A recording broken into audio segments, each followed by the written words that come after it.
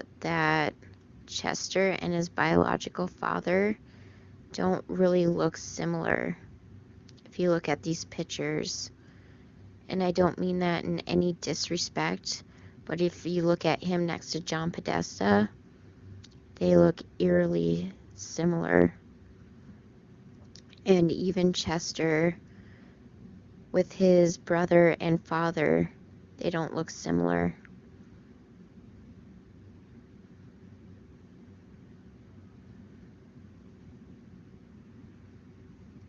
But Chester eerily looks similar to John Podesta, and you can't deny that.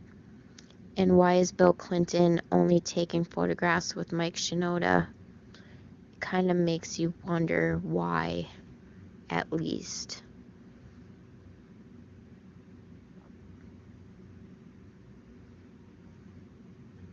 Rest in peace, Chester Bennington. Your voice will never, ever be next to anyone else. And same with Chris Cornell. May you rest in peace.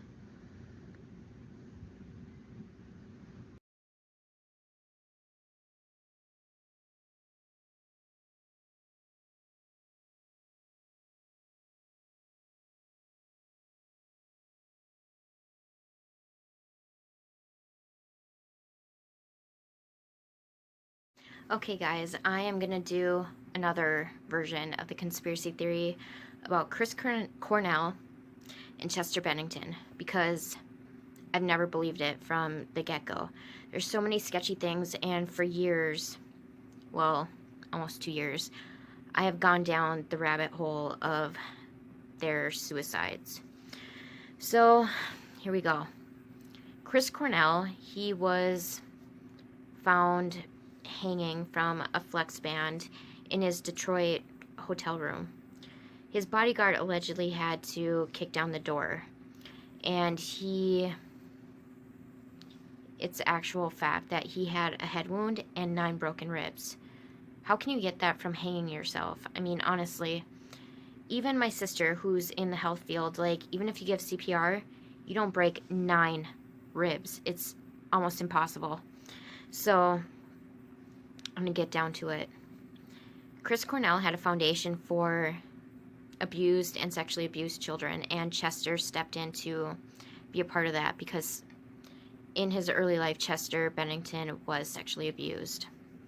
And I'm going to put pictures in here, you know, in the beginning, in the end, because I'm still learning how to edit, but I honestly think it was murder, not suicide. They blame Ativan. Sorry, my cats are hitting this. They blame Ativan for Chris Cornell's suicide. Chris Cornell had the recommended dose of Ativan, and it was like 12 hours prior to his suicide. And me, I have generalized anxiety disorder, I have panic disorder, I have PTSD. 1 Ativan, whether it be 1 milligram, 2 milligram, it's not going to push you to the edge. I have many years of school in, my major was psychology. I didn't finish it, but if you want to know that reason, go to my other videos. But the thing is, something like 90% of males who commit suicide are under the influence. Chris Cornell just had Ativan in his system. And Chester, around his body was an empty bottle of booze, half-empty bottle of booze, and Ambien. But you know what? His tox screen was clean. Absolutely clean. At first, TMZ made a huge mistake of saying he was under the influence of ecstasy. And Mike Shinoda, which, bravo Mike, I love Mike Shinoda, he told them to set it straight because the tox screen was clean. Chester didn't have anything in his system. So, I'm sorry, but a lot of people who do commit suicide, they have to be under the influence of something. Usually alcohol, but Chester, it was like planted, like half empty bottle, an empty bottle, and it wasn't in his system. So why? And then he had a full bottle of Ambien on his nightstand. So I don't understand why. I'm sorry, but I'm passionate about this because Chester Bennington is like my idol. I've loved Linkin Park since their hybrid theory before it dropped. And their lyrics literally saved my life. So I have to, I fell down the rabbit hole when this first came out. And sadly, allegedly, it points to Hillary Clinton and Pizzagate. And John Podesta, who was part of Bill Clinton's staff and somewhat helped on Hillary's campaign. And Pizzagate, has allegedly been debunked, whatever. But again, allegedly, it was moved somewhere else. It was like Comet Ping Pizzeria in Washington, D.C., and they had so many emails of fresh pizza coming in, fresh hot dogs coming in. Why do you have thousands of emails talking about pizza and hot dogs? There has to be some sort of code, right? That's messed up. And soon after Chester Bennington's death in July 20th, 2017, came the outpouring of pedophiles. Harvey Weinstein, allegedly. Kevin Spacey, allegedly. James Franco had himself in some shit, allegedly. Why? I believe, from what I read, that Chris gave Chester his black book of people in Hollywood that are basically sick fucks. And Chester, I don't really want to say this out loud, but Chester allegedly gave it to one of the members of Linkin Park, and he put it on the servers. Maybe giving actresses in Hollywood inspiration to leave, to voice their assaults, something, because, all of a sudden, all at once, like, a bunch of people came out talking about Harvey, talking about Kevin Spacey, and it's like, why? And Chester died on Cornell's 53rd birthday. It's supposed to sound poetic, right? But they were really good friends. Chester was the godfather to one of Cornell's sons. They were really close, but in all reality, if you look at every Mike and Chester video, they call each other their soulmates besides their wives. I don't understand it. Why, a lot of people like to come to the conclusion that Chester and Cornell were gay. I don't believe it. Chester was sexually abused as a child, and during that period, he did a lot of drugs, which I assume many people would, to escape. But he didn't really have a problem since, 2006. And he met Talinda, his wife, when he passed. And he said she was the best person for him. And also, during the time he passed away, he had his family sent to Disneyland. And it's like, did he suspect something happening to him? Because a lot of people in the neighborhood spotted a weird blacked out SUV that was not normal. But they couldn't confirm it. They didn't know the license plate. They didn't, whatever. But they thought it was odd. And the person that found Chester was his housekeeper. And usually that's the case in every celebrity suicide, is the housekeeper finds them. Also, one of his bandmates, it's not proven who, it's either Mr. Hahn, Joe Hahn, or Mike Shinoda, that came to his house that day because they're supposed to do a photo shoot for One More Light, their new album.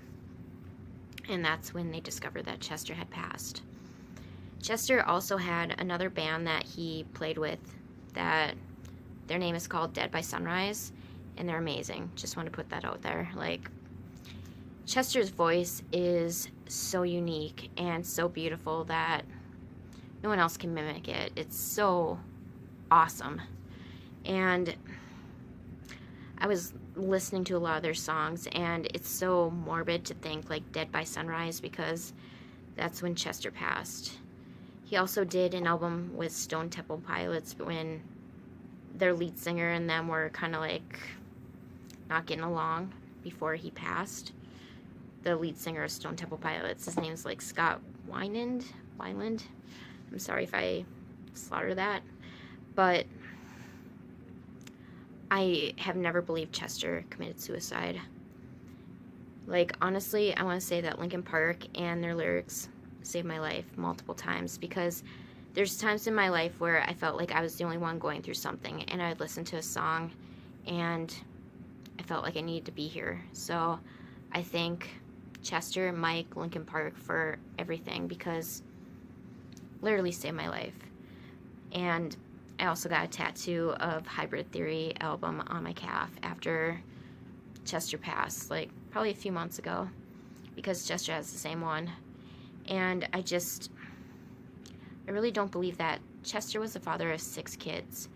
I honestly don't believe he'd leave them. And a lot of people, I hate saying this name, but Illuminati. If you look at it, their last video that they recorded was Good Goodbye. And if you look at the context of that video, it is a little girl playing the devil.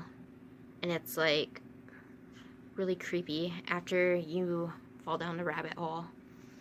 And in the end, that little girl wins, but she doesn't look so innocent. And it's like, was Chester trying to get out of the music business? I don't know. Because a lot of the lyrics to One More Light, they seem depressing, that you want to die, that you want to get out of it. But you know who wrote it? Mike, not Chester. So I want to put that out there, because I heard so many like 16-year-olds like analyzing that album, and it's like, no. Listen to it seriously, like probably 100+ hours. It's Mike, and he wrote it. So Chester, it's like, did he know something was coming for him and he sent his family to Disneyland? Because I think so, that he didn't want them to know. Then also, soon after, Talinda claimed, his wife, claimed that her Twitter was hacked. It said she knew that Chester was dead before he was hung. So that's pretty damning evidence. And there's other tweets. I'm going to try to find them and put them in here, but I just hope I don't get like copyright struck. So I'm going to try. And there's just a lot of weird things. Because Chester said the one time that he wanted to commit suicide was around 2005, 2006, when he was divorcing his wife, Samantha. Because everything he worked for so hard was just basically given to her. So he had to start over again. And they were pretty successful in 2017. I mean, I've been a hardcore LP fan since before their first album dropped. I mean, I love them. And it's just so upsetting, because if you watch any video, like, go on YouTube. They have their own, like, Linkin Park, like, YouTube channel. Chester was so full of life, happy, like a weirdo, like me, just, like, dancing and being weird. And I have no rhythm, by the way. But it's like he loved his kids. He loved his wife. That I find it extremely hard to think he went that route, especially when you discover that the Clintons were part of Haiti, and there's a picture with Bill Clinton and Mike Shinoda. The Clintons allegedly gave Linkin Park $10 million to go to Haiti to help rebuild, but they didn't know Linkin Park at all, allegedly. And they think it's because of John Podesta, because there's rumors that John Podesta is Chester's biological father, because I'm going to put pictures in here of his, you know, real father, and you decide, because the similarities are uncanny. And the reason why Chester's parents divorced was because his mom was unfaithful. So I don't know what to believe, but I believe there's foul play with Cornell and Chester. That they wanted to believe Chester was so sad about Cornell that he decided to end his own life, and that was it. But it seemed like after Chester passed, there's that whole movement in Hollywood about everyone coming forward to say they're, you know, molested, sexually assaulted, raped by these big people in Hollywood, and they weren't afraid.